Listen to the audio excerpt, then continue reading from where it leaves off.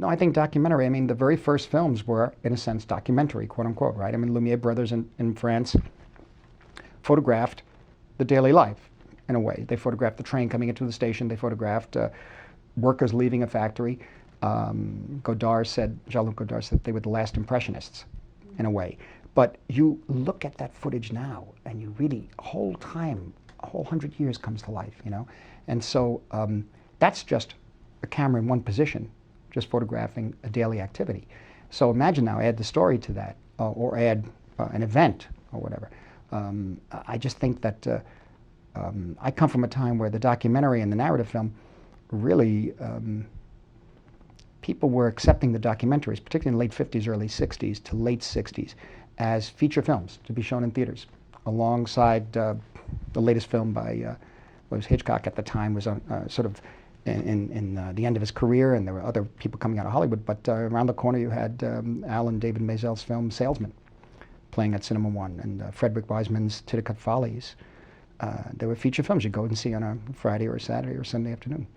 And so for me, I think to relegate documentaries to a small screen or as a subdivision, I think is doing a disservice. I mean, don't forget, Flaherty went up to the North Pole, went up wherever to do Nanook of the North, and created the first quote unquote documentary in a way, which of course he had to restage because all the film burned. Yeah, but that's an interesting point right there, you know. But still, the thing about it is that there were films. People went to see these things. They weren't just, one's a documentary, one's a narrative film. Yes, there are different styles. We can talk about that. But why relegate the documentary to, like, I'm addicted to watching them on television, but,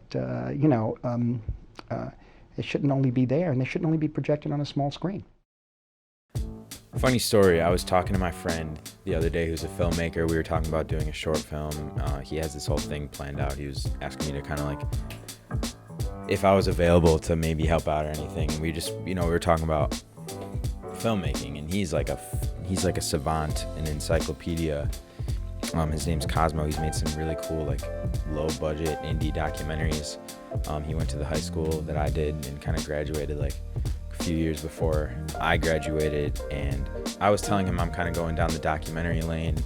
That's where I see myself kind of pushing for the foreseeable future, at least. But I'm definitely interested in short films, so that's what I said to him.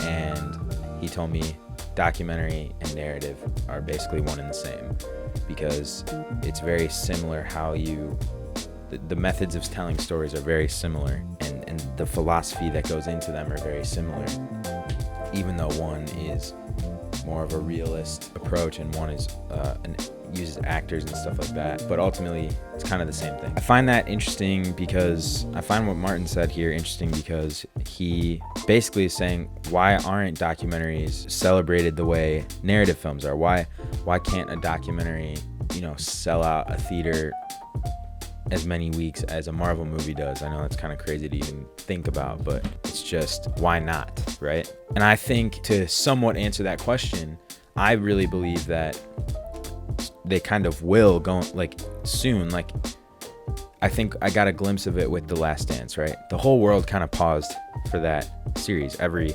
Saturday for 6 weeks. If possible, would that movie have gone to theaters and done numbers? I'm sure it would have. And I think with the way these documentaries are topping the Netflix charts more recently, such as 13th or Social Dilemma, or the one about the Challenger, and then The Last Dance, I think we're going to start to see a shift in how the culture takes documentary films and makes them viral. And like we would a feature film, like we would a movie like 1917. I think there's a lot of room for growth in the field. So I'm super excited about that. That's kind of what I want to be a part of, really, with documentary filmmaking, is kind of like one thing we want to do at Thuzy is be a part of making documentary cool.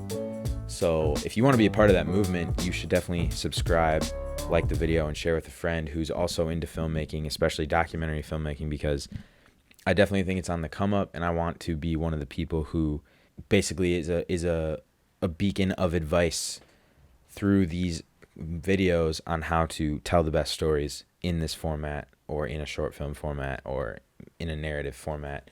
But really, I think documentary is going to take a huge turn. So without being too long, make sure you like and subscribe.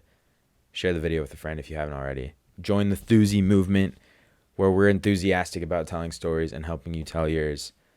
Make sure you drop a bomb on the subscribe, like, and then share with your friends like I already said twice. I'll see you guys in the next video. Peace.